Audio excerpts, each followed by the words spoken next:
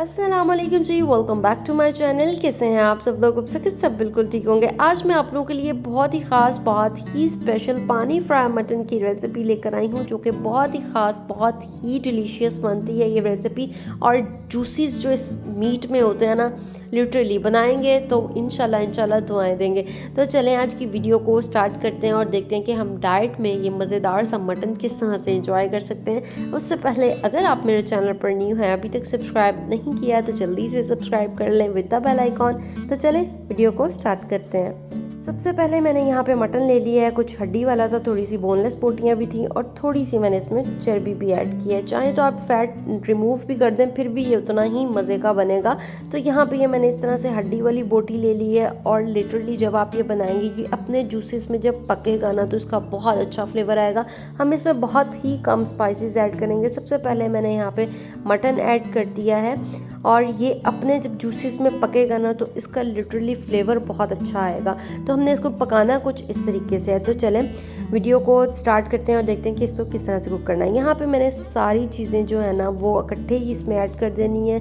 सब्ज़ मिर्चें मैंने इसमें तकरीबन 5 ऐड की थी। उसके बाद इसमें मैं ऐड करूँगी लहसुन, तकरीबन 5 से 6 जवे आप इसमें लहसुन के ऐड कर दें। उसके बाद इसमें मैंने ये जो लाल वाली मिर्चें होती हैं, सूखी हुई मिर्चें, ये मैंने इसमें तकरीबन 3 ऐड की हैं। इसमें कोई एक्स्ट्रा स्पाइसेस, कोई गरम मसाला, कोई इस तरह की कोई ऐसी चीज़ नहीं जाएगी कि हम इसको गरम मसाले से भर दें। इसका मीट का जो अपना फ्लेवर होगा ना, वो निकल के आएगा। उसके बाद एक छोटे साइज़ का मैंने प्याज ले लिया था और उसको मैंने स्लाइस करके डाल दिया। सॉल्ट आप अपने टेस्ट के मुताबिक ऐड कर लें। और इसके बाद यहाँ पे मैंने तकरीबन इसमें 2 गिलास पानी के ऐड किए हैं। पानी ऐड करने के बाद हमने इसको अब कुक होने के लिए रख देना है कि अपने जूसेस में पकेगा और जो इसका फ्लेवर इन्हेंस होकर जो निकलेगा ना, वो लाजवाब है। मैंने अपने लिए ये बनाया था, लेकिन मुझे लगा था मैं कम क्वांटिटी में बना रही हूँ, मैं ही खाऊंगी, लेकिन मुझसे ज़्यादा मेरी फैमिली चट कर गई। और लिटरली इसी तरह ही होता है कि मैं अपनी डाइट की कोई चीज़ बना रही होती हूँ, फैमिली इंजॉय कर रही होती है। अच्छा जी, यहाँ पर ये कुक हो चुका था और अब मैं इसका पानी ड्राई कर रही थी। कोई भी हमने इसमें एक्स्ट्रा चीज़ नहीं डालनी है, बस इन्हीं चीज़ों में ये पकेगा। और ये पानी ड्राई होने के बाद इसकी जो लुक थी ना, वो इस तरह की थी। अगर आपने रोटी के साथ इसको एंजॉय करना है तो आप इसी पॉइंट पे इसको फ्लेम ऑफ कर दें। और यहाँ पे मैंने 1 टीस्पून लेमन जूस ऐड किया और एंड में थोड़ा सा पिसा हुआ गरम मसाला हम इसमें ऐड करेंगे। और इसको 1 मिनट के लिए मैंने फिर से भून लिया और आप इसका कलर देख सकते हैं। अल्हम्दुलिल्लाह इतना ज़बरदस्त ये बना था ना।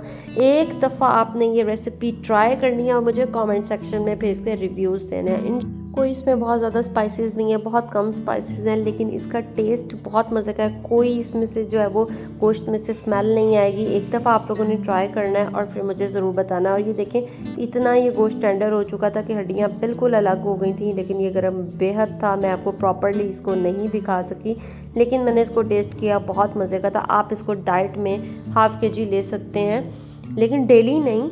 बट अब जिस तरह से ईद का मौका था, तो आप ये रेसिपी बना के अपना फुल एंजॉय कर सकते हैं। फुल चटपटी सी ये रेसिपी है। उम्मीद करती हूँ आज की वीडियो अच्छी लगी होगी। मिलूंगी नेक्स्ट वीडियो में, तब तक के लिए अल्लाह हाफिज़।